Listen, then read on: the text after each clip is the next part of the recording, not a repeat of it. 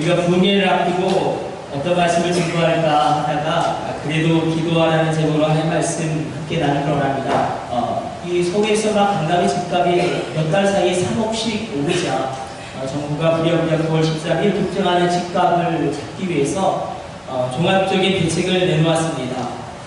부동산을 안정시키기 위하여 종부세 강화 그리고 이 주택담보대출 제한 등 아주 초강수를 두고 있습니다.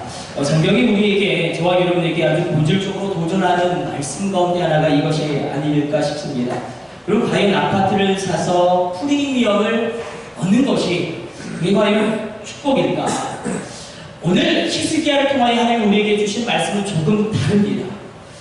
진정한 축복은 나 자신의 깨어짐으로부터 시작되어진다고 말씀하고 있습니다. 여러분 어떠십니까? 깨어지셨습니까? 하나님 앞에서 나의 의가 산산조각 나고 하나님 앞에서 나의 그런 교만이 깨어지고 하나님 앞에서 나의 중독과 욕망과 욕정이 깨어지는 그 체험이 없이는 진정한 축복은 우리 가운데 올 수 없음을 성경은 이야기하고 있습니다.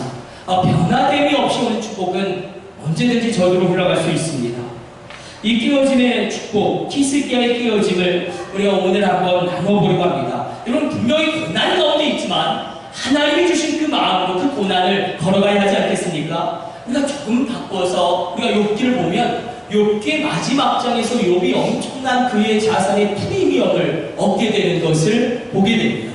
그의 소유가 막 갑절로 늘어날 뿐만 아니라 그의 모든 소유에 완전 프리미엄이 붙습니다. 그런데 여러분 그 프리미엄의 축복을 받기 위해서 욥의 고난을 받으시겠습니까?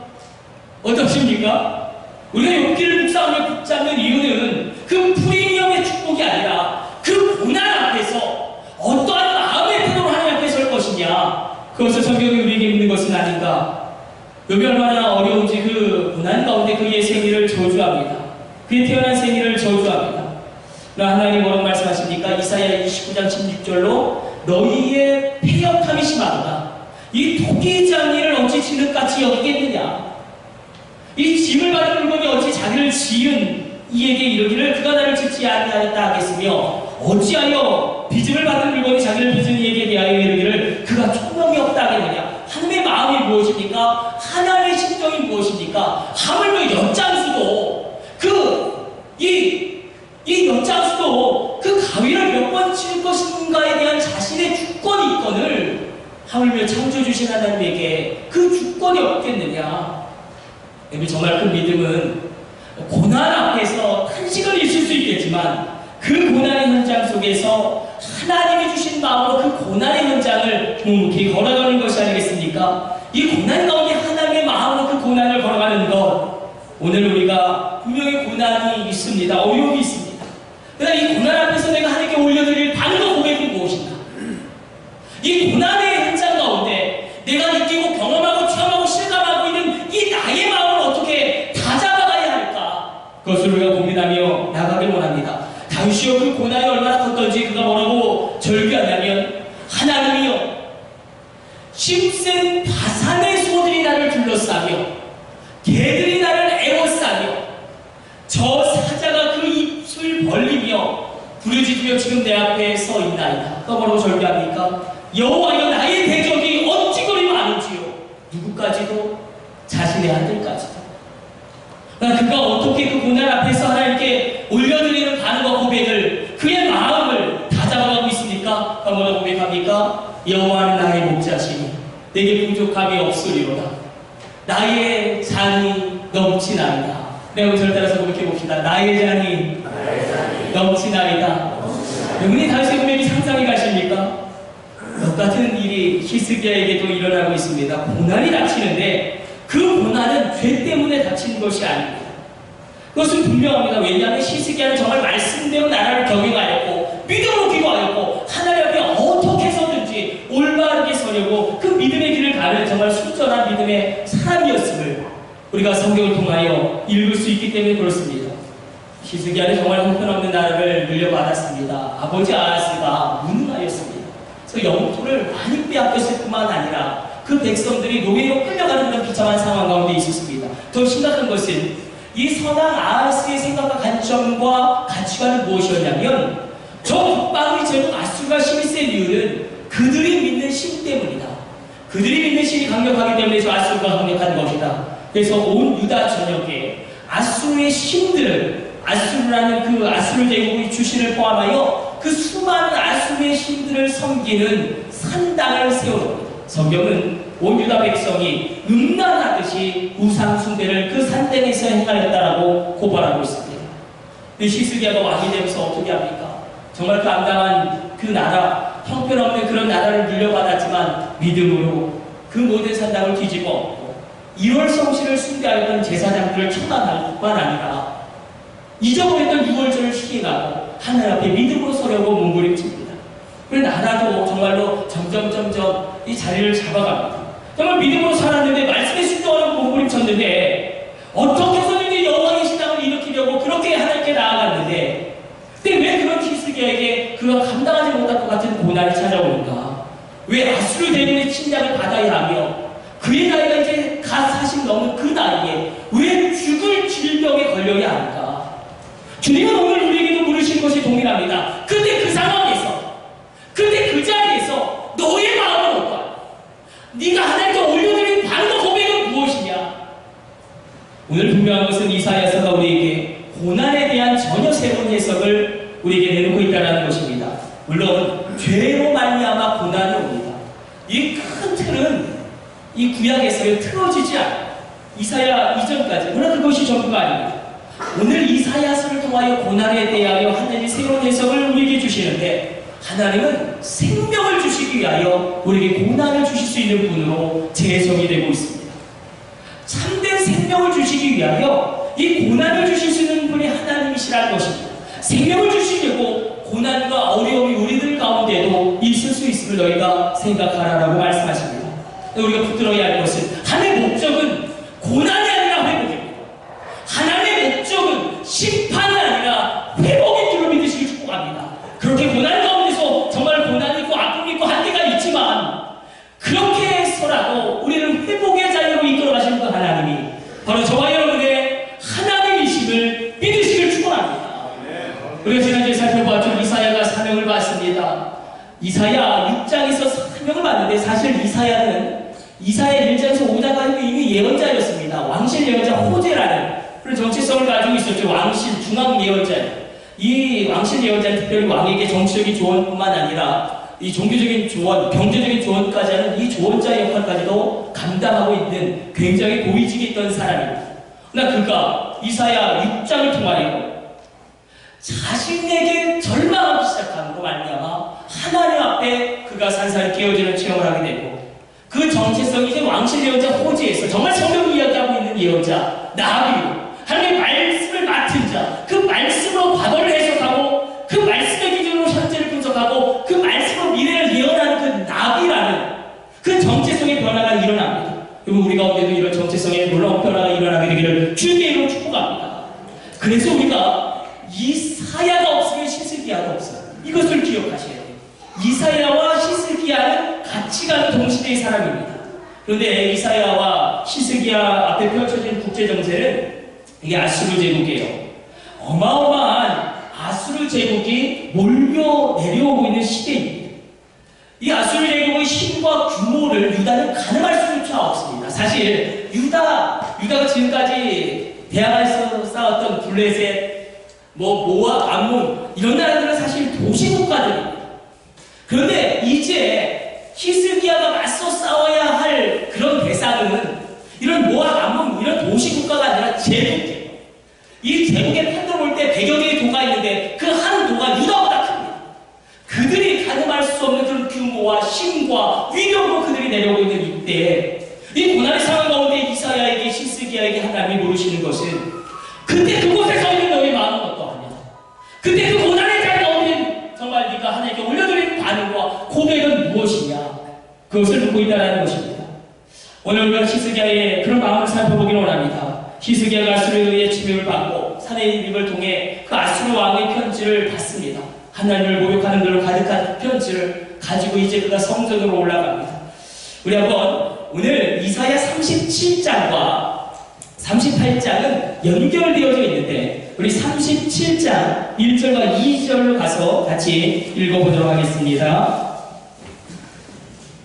같이 합독합니다. 히스기야 왕이 듣고 자기의 옷을 찢고 붉은 베옷을 입고 여호와의 전으로 갔고 왕궁 맡은 자 엘리야김과 서기관 셋나와 제사장 중 어른들도 붉은 베옷을 입으니라. 왕이 그들 아모스의 아들 선지자 이사야에게로 보내매. 자, 여기서 붉은 베옷을 입었다, 자기 옷을 찢었다는 것은 다른 것이 아니라 회개했음을 의미합니다. 우리가 분명하게 붙잡을 것은 이것입니다. 고난이 오면 무조건 회개하라는 것입니다. 분명히 고난이 오면 무조건 회개하라는 것입니다. 교회들도 죽어가고 있고 감리교회도 큰 위기를 맞이하고 있죠. 장로교도 마찬가지인 것 같아요. 굉장히 어지럽습니다. 또한 우리 다음 세대들이 죽어가고 있고, 여러분들의 저주이 되고 있는 사업과 직장은 어떠하십니까? 여러분의 직장과 사업은 안녕하십니까? 우리가 정말 어려운 상황 가운데 처해 있지 않습니까? 이때 우리가 정말로 세상에서 이야기하는 것과는 다른 이 회개의 영성을 우리가 일으키기를 원합니다. 독일의 고백교회는 굉장히 중요합니다. 이 디트리 보네토 목사님이 이 히틀러를 암살하려고 시도하시다가 잡혀서 처형되는데, 이분이 조직신학자인데 굉장히 중요한 신학적인 명제를 남겼어요. 이게 무엇이냐면 값싼 은혜라는, 우리가 정말 고민해야 되는 그런 중요한 신앙의 문제를 짚고 가셨습니다. 여러분, 십자가에서 나를 위해 하나님이 치르신 그 희생과 사랑은 값비싼 수고입니다. 값비싼 헌신입니다. 값비싼 정말로 처절함입니다. 그런데 교회들이 회개 없는 용서를 남발함으로 말미암아, 회개 없는 용서를 남발함으로 말미암아 저 값비싼 하나님의 사랑과 은혜를 싸구려로 값싸게 전락시켰다는 것입니다. 여러분, 히스기야는 할 말이 분명히 많을 것입니다. 할 게 원망할 수도 있을 것입니다. 왜 이런 고난이 왔냐? 내가 도대체 무엇을 잘못했냐? 그러나 그는 그 자리에서 붉은 베옷을 입고 회개합니다. 우리가 아무리 의롭다고 할지라도 우리 인생 가운데, 내 삶 가운데 회개가 필요 없을 정도로 우리가 하나님 앞에 의로울 때는 단 한순간도 없습니다. 고난 앞에서 그가 회개하는데 울부짖으며 하나님께 간구하죠. 우리 3절로 같이 합독합니다. 같이 읽습니다. 그들이 이사야에게 이르되 히스기야의 말씀에 오늘은 환난과 책벌과 능욕의 날이라. 아이를 낳으려 하나 해산할 힘이 없음가 보다. 아이를 해산하려면 힘이 있어야 합니다. 그 일을 하려면 반드시 힘이 있어야 하는데, 그 길을 걸어가려면 반드시 힘이 있어야 하는데 그렇게 할 힘이 없다라는 것입니다. 도대체 아무것도 할 수 있는 것이 없습니다. 그러나 그는 기도로 하나님 앞에 나아가기 시작합니다. 도대체 그 문제를 해결하기 위하여 아무래도 어떤 일도 할 것이 없을 때에 우리가 기도의 자리로 나와 히스기야처럼 기도하며 간구하도록 합니다. 주님, 능력이 없습니다. 나는 이 길을 갈 수 있는 능력이 없습니다. 주님, 나는 이 문제를 풀 힘과 능력과 경험이 없습니다. 주님, 아이를 낳으려 하나 해산할 힘이 없습니다. 나는 아는데 이 길을 걸어가야 되고 이 일을 반드시 해야 하는 것을 아는데 네 안에는 그 힘과 능력이 없습니다. 이렇게 간절 간구할 때에 하나님이 움직이십니다. 여러분, 우리의 싸움의 핵심이 이것이 아니겠습니까? 히스기야의 기도는 그의 싸움을 하나님의 전쟁의 구도로 바꿨다는 것입니다. 그게 구도를 바꾸는 것이 바로 기도의 힘이라는 것입니다. 하나님 움직이시는데 어떻게 움직이시는가? 우리 이사야 37장 36절 우리 집중해서 읽어보도록 하겠습니다. 36절 네 같이 합독합니다. 여호와의 사자가 나가서 아수르 진중에서 18만 5천리를 쳤으므로 아침에 일찍이 일어나 본즉 시체뿐이라. 여기 보면 여호와 하나님 움직이시는데 여호와의 사자를 보냅니다. 근데 이 여호와의 사자가 단수예요. 마라크예요. 천사 한 명이 움직이기 시작합니다.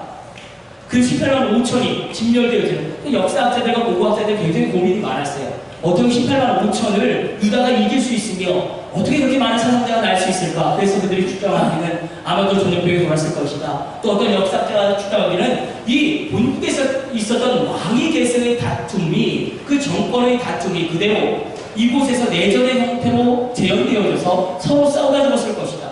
어떻게 되는지 우리는 알 수 없지만 다만 18만 5천이 분명히 전멸하였고 그들이 패하여서 돌아갔다는 것은 역사적인 사실이라는 것입니다. 그러나 우리가 알 수 있는 것은 마라크, 하나님의 천사 하나가 움직였습니다. 우리의 싸움은 이것이 아니겠습니까? 나를 위하여 하나님의 천사가 움직여주는 이런 기도의 응답이 우리가 믿게 되기를 간절히 바라고 원합니다. 그럼 같이 고백해 봅시다. 하나님에게는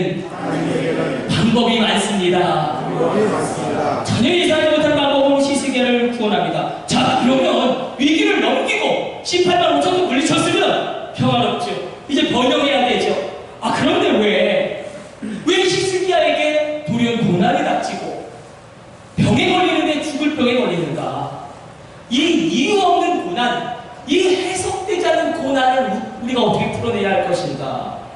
나이가 40살 정도밖에 안 되는 이 왕이 국가적으로도 위기죠. 18만 5천을 이기는 그 왕이, 그리고 믿음의 왕이 이 왕국을 경영하고 이끌어가야지 이 유다 왕국도 견고하게 설 것입니다. 근데 히스기야는 서서히 죽어가고 있는데 더더군다나 이사야가 하나님의 말씀을 들고 옵니다. 그 말씀이 기가 막혀요. 어떻게 이렇게 말씀하실 수 있는지. 정말 하나님을 향하여 삿대질을 할 법도 안 돼. 이사야의 그 말을 듣고 하나님의 말씀을 듣는 이 히스기야의 그 반응 같은 거가 놀랍습니다.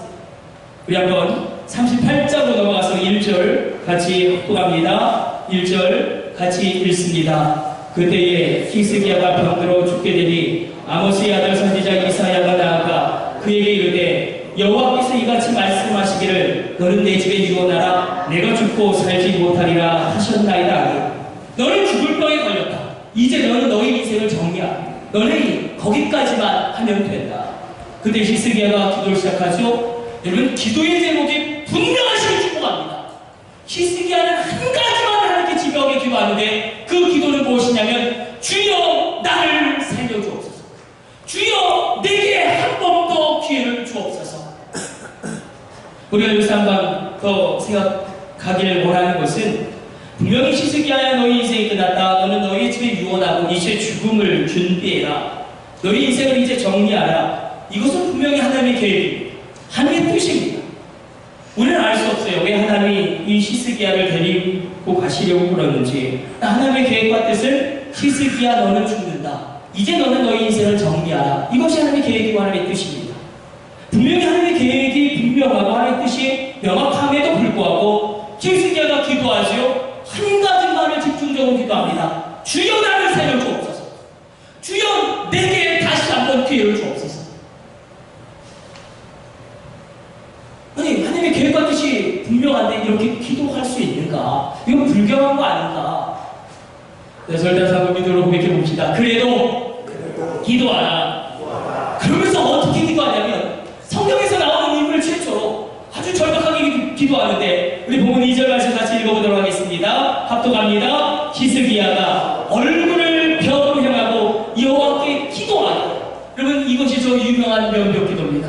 세상이 버리면 주께로 가지만 주님이 버리면 갈 곳이 없습니다. 그런 심정으로 주님 앞에 나아갔다는 것입니다.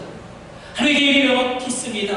근데 히스기야가 이렇게 기도를 시작할 수 있었던 이유는 단 하나예요. 그 심령 가운데 어떤 믿음이 있었어요. 그 믿음이 무엇이냐면 내가 기도하면 하나님은 그 계획을 바꾸실 수 있는 분이시다. 내가 기도하면 하나님은 그 뜻을 돌이킬 수 있는 분이시다. 그렇다고 한다면 정말로 우리가 우리 기도로 말미암아 하나님의 계획을 바꿀 수 있습니까? 정말 하나님은 그 계획을 바꿀 수 있는 분이십니까? 우리가 한번 잘 알고 있는 출애굽기 32장 우리 잠깐만 떠올려 봅시다. 이 모세가 시내산에 올라갔을 때에 백성들이 금송아지를 세워놓고 뭐라고 이야기합니까? 이 금송아지가 우리를 애굽에서 이끌어낸 여호와가 정말 기괴하게 해석하여서 기묘한 우상 숭배를 하는데 음란하듯이 그 앞에서 온갖 더러운 것을 행합니다. 그때 하나님이 진노하셨죠. 이 진노가 장난이 아니셨어요. 그리고 작정하십니다. 어떻게 작정하시냐면 이렇게 기록되고 있어요. 여호와께서 또 모세에게 이르시되 내가 이 백성을 보니 목이 뻣뻣한 백성이로다. 교만한 백성이요 은혜를 알지 못한 백성이로다. 그런즉 내가 하는 대로 두라. 모세야 너 나가지 마. 너는 잠시 뒤로 빠져있어. 너 관여하지 마. 내가 하는 대로 내버려두라. 내가 그들에게 진노를 내려 그들을 진멸하고 너로 말미암아 큰 나라가 되게 하리라. 하나님 모세에게 작정하신 것을 말씀하십니다. 진멸, 다 죽이고 파괴하고 너희 후손으로 말미암아 새로운 언약의 백성을 크게 일으켜 세우겠다는 것입니다. 그때 모세가 아멘 한 것이 아니라 엎드려서 기도하는데 뭐라고 기도하냐면 이렇게 기록되고 있어요. 주의 맹렬한 눈을 그치시고 뜻을 돌이키사 그 뜻을 돌이키사 주의 백성에게 이 화를 내리지 마옵소서. 분명히 지금 모세는 하나님의 뜻과 계획 작정하신 것을 들었음에도 불구하고 하나님 분명히 그래서 말씀하셨어요. 모세야 너 기도하지 마. 너 빠져있어. 너 잠시 내가 하는 대로 내버려둬라. 그러나 분명히 그렇게 했음에도 모세는 기도의 자리로 들어가서 하나님의 은혜와 긍휼을 간청하고 있습니다. 주여 진노를 돌이키시며 그 뜻을 돌이키시사. 하나님의 뜻이 결정되었는데 하나님의 계획이 확고할 때 그에서 놀라운 것은 하나님이 모세의 기도에 응답하십니다. 이 말씀이 얼마나 중요한지 우리 한번 집중해서 같이 읽어보도록 하겠습니다. 합독합니다. 여호와께서 뜻을 돌이키사 말씀하신 말을 그 백성에게 내리지 아니하시리라. 그럼 기독교는 운명론이 아닙니다. 숙명론이 아닙니다. 미래는 어떤 불가항력적인 신과 존재에 의하여 결정되어져 있는 것이 아닙니다. 미래는 열려 있습니다. 이런 기도로 말미암아 놀라운 하나님의 움직임이 있게 될 줄로 믿으시길 축복합니다. 우리의 미래, 우리 자녀의 미래, 우리 가정의 미래, 더 나아가 이 민족의 미래는 열려 있습니다. 긍정적으로 얼마든지 바뀔 수 있을 우리가 인정하며 나갈 때에 바로 기도를 통하여 하나님의 그 뜻과 계획까지도 바꾸십니다. 여러분 잘 들어보셔야 합니다. 사실 이 말씀은 저에게 또 더 큰 도전을 주는 게 사실이죠. 잘 들으시고 저와 같이 집중했으면 좋겠습니다. 하나님은 그 성품과 그 목적은 절대로 변하지 않습니다. 하나님의 성품과 하나님의 속성은 하나님의 속성과 하나님의 성품과 하나님의 목적은 절대로 변하지 않아요. 그러나 하나님의 계획과 하나님의 뜻은 바뀔 수 있습니다. 기도를 통하여 하나님의 뜻, 하나님의 계획을 바꾸시는 것도 하나님의 주권인 줄로 믿으시길 축원합니다. 그래서 하나님의 성품과 목적은 절대 변하지 않더라도 하나님 그 계획과 뜻을 바꿀 수 있다. 누구의 기도를 통하여? 나의 기도를 통하여. 이 기도를 들고 하나님께 앞에 나아가는 것입니다. 그래서 기도는 우리가 기도하게 할 때에 하나님이 하나님 하실 일을 하실 것입니다. 우리가 기도할 때뿐만 아니라 내가 해야 할 일을 나로 할 수 있는 힘을 기도를 통하여 우리가 공급받게 된다라는 것입니다. 그래서 이 히스기야의 기도가 얼마나 처절한지 우리 2절 다시 한번 읽어보도록 하겠습니다. 같이 합독합니다. 히스기야가 얼굴을 벽으로 향하고 여호와께 기도하여 얼굴을 벽으로 향하고 간절히 기도하는데 심히 통곡하며 애통하며 기도합니다. 3절 말씀 같이 읽습니다. 이르되 여호와여 구하오니 내가 주 앞에서 진실과 존실로 행하며 주의 목전에서 선하게 행하는 것을 기억하옵소서 하고 히스기야가 심히 통곡하니 여러분 이 심히 통곡하는 기도가 우리 가운데도 있어야 할 줄로 믿습니다. 하나님 내가 주 앞에 갑니다. 주여 나를 기억하여 주옵소서. 주여 나를 살려 주옵소서. 주여 나에게 다시 한번 기회를 주옵소서. 주여 나의 자녀에게 다시 한 번만 기회를 주옵소서. 하나님 우리 가정에게 다시 한 번만 기회를 주옵소서. 이 히스기야의 명령 기도와 이 심히 통곡하는 통곡의 기도가 우리 가운데도 일어나게 되시길 주님의 이름으로 축원합니다. 놀라운 것은 우리가 이사야를 살펴봅시다. 여러분 이사야는 믿음의 사람입니다. 놀라운 선지자고요. 정말로 자기 자신에 대하여 절망하고 하나님 바라보고 소명의 길을 걸어가고 있는 사람인데 지금 히스기야는 이 고난과 위기와 어려움 앞에서 기도의 자리로 들어갔는데 여러분 이사야의 마음을 한번 생각해 봅시다. 얼마나 그 마음이 답답하고 아플까요? 자신이 그렇게 살아있던 히스기야 왕이 이제 죽습니다. 그 믿음의 왕이 죽는데 이 나라가 그럼 어떻게 될 것인가 그 고민이 있는데 이사야가 오늘의 평행본문 11개 20장 4절 보면 이게 어떻게 펼쳐지고 있냐면 이 말을 전하고 이제 이사야가 히스기야에게 하나님의 말씀이 임하여 이르시되 당신이 이제 죽을 것입니다. 이제 인생을 정리하십시오. 이 말을 듣고 히스기야는 명벽 기도의 자리로 들어갔는데 이사야는 어디로 가냐면 성읍 가운데로 갑니다. 왜 성읍 가운데 갈까? 이사야의 집이 성읍에 있는 것도 아닌데 왜 성읍으로 갔을까? 너무 마음과 분심이 되고 슬픈데 왜 하필 이사야가 성읍으로 갔을까? 여러분 히스기야는 명벽기도 기도의 자리로 갔습니다. 이사야는 성읍으로 가는 거예요. 그래서 많은 학자들이 추정하기는 이사야는 미래를 대비하기 위하여 이제 차기 왕을 세워야 하기 때문에 히스기야가 죽은 이후에 왕을 세우는 것이 그의 중요한 사명이었기 때문에 왕을 찾아갔을 것이다. 이렇게 추정합니다. 왜냐하면 히스기야 왕이 죽는 것이 분명하니까. 이사야가 분명 위대한 선지자고 믿음의 사람임에도 불구하고 오늘 본문이 우리에게 도전하고 있는 바는 지금 히스기야의 믿음이 이사야보다 더 크다라는 것입니다. 이 히스기야의 믿음과 기도가 이사야의 믿음과 기도보다 더 놀랍다라는 것입니다. 하나님 입장으로 가봅시다. 지금 하나님 깜짝 놀란 것입니다. 이사야가 그렇게 기도하고 있어요. 하나님 깜짝 놀라셨어요. 아니 모세와 같이 또 이렇게 나에게 기도하는 자가 있구나. 그 옛날 예정에 내 마음을 뛰게 하던 그 기도, 그렇게 기도하는 사람이 또 있구나. 정말로 기도 나의 보좌를 움직일 수 있다고 믿는 사람이 또 있구나. 하나님이 흥분하기 시작하십니다. 하나님이 정말로 그 가슴이 뜨거워지시기 시작합니다. 우리는 지금 히스기야의 신앙의 절정을 살펴보고 있습니다. 가장 극심한 고난의 상황이지만 놀랍게도 히스기야의 반과 고백과 그의 기도는 그의 신앙의 절정을 유지하고 있음을 우리가 바라보게 됩니다.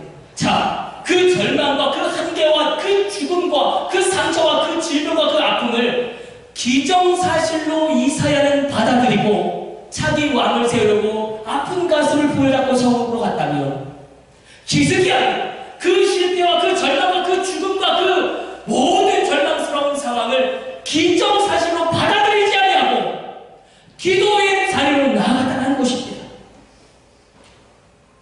그리고 이사야보다 더 큰 믿음의 사람 이 히스기야, 그의 강력한 기도. 우리가 부흥회를 준비하면서 고민이 많았습니다. 3일을 할 것이냐, 하루를 할 것이냐. 사실 부흥회도 안 하려고 했어요. 근데 장로님들이 자꾸 저에게 목사님 그래도 부흥회 한번 해야 하지 않겠습니까? 자꾸 그렇게 말씀하시는 장로님들이 많아서 우리가 부흥회를 하는데, 여러분 이 시대 가운데 부흥회하면 아무도 안 모이는 그런 상황 가운데 처해 있습니다. 우리는 갈급함이 없거든요. 우리는 이 세상이 너무 좋고 하나님의 은혜 없어도 충분히 살아갈 수 있고, 기도하지 않아도 내 인생에 내 삶에 그다지 큰 불이익이 있는 것 같지도 않고, 그러나 우리가 어떤 이런 기정사실을 받아들이지 않고 한번 기도의 자리로 올라가 보시는 것이 어떠하겠습니까? 만약에 정말로 강력한 이 믿음의 사람을 펴고 오늘 이 히스기야를 오늘 이 본문 가운데 세워놓으신 이 하나님이 만약에 히스기야를 우리 교회에 보내셨어요. 그리고 히스기야가 지금 간증을 하고 있다고 생각해 봅시다. 히스기야가 지금 이 자리에서 저와 여러분의 간증을 한다고 할 때에 히스기야가 무엇을 우리에게 간증할까요? 단 한 가지를 간증할 것입니다. 그래도 기도하라! 그래도 기도하라! 아마 히스기야의 명수는 이렇게 간증할 것입니다. 성도 여러분, 그래도 기도하셔야 합니다. 그래도 기도하셔야 합니다. 하나님의 뜻이 결정되었고 하나님의 계획이 분명한다고 할지라도, 죽는 것이 뻔할지라도 기도하셔야 합니다. 불가능해 보일지라도 그래도 기도하셔야 합니다. 그 절망과 그 저주와 그 한계와 그 질병과 그 죽음을 기정사실로 받아들이시면 안 됩니다. 그래도 기도하셔야 합니다. 이게 히스기야의 전언이 아니겠습니까? 그래도 기도하라. 불가능해 보여도 기도해라. 아무리 말을 해도 나의 자녀 변화가 없어도 그래도 기도하라. 사방팔방이 막혀있어도 그래도 기도하라. 나의 가정을 살펴볼 때에 정말 꿈쩍하지 않은 이 현실의 의미가 너무나 크고 깊습니다. 그래도 기도하라. 히스기야는 그래도 기도하지 않았습니까? 자, 오늘 말씀의 결론입니다. 제가 지금 질문을 하나 던질 거예요. 근데 이 질문에 대하여 여러분 반드시 답을 찾으셔야 합니다. 그럼 반드시 답을 찾으시고 집으로 돌아가셔야 합니다. 제 질문 드려보겠습니다. 왜 우리가 그래도 기도해야 합니까? 왜 그래도 기도해야 할까요? 왜 그래도 기도해야 되죠? 하나님 오늘 우리에게 말씀하시는 바는 기도에는 응답이 반드시 있기 때문에 그렇습니다. 기도에는 반드시 응답이 있습니다. 왜 그래도 기도해야 될까요? 어떤 분들은 이렇게 이야기해요. 세련되게 좀 얘기해요. 여러분 자꾸 세련된 거 좋아하지 마십시오. 원래 여러분 우리의 믿음과 신앙은 세련된 거랑 거리가 먼 거예요. 이렇게 이야기해요. 기도를 통하여 내 마음을 돌아보고 이 불쌍한 중생들을 하나님의 뜻대로 이끌며 거룩하시고 어미로우신 하나님의 뜻을 이 불쌍한 중생들을 그래서 쏘아! 그래서 어쨌단 말입니까? 여러분 우리가 왜 기도해야 합니까? 기도의 본질, 기도의 능력이 무엇입니까? 기도에는 반드시 하나님의 응답이 있습니다. 이것을 믿으시길 축원합니다.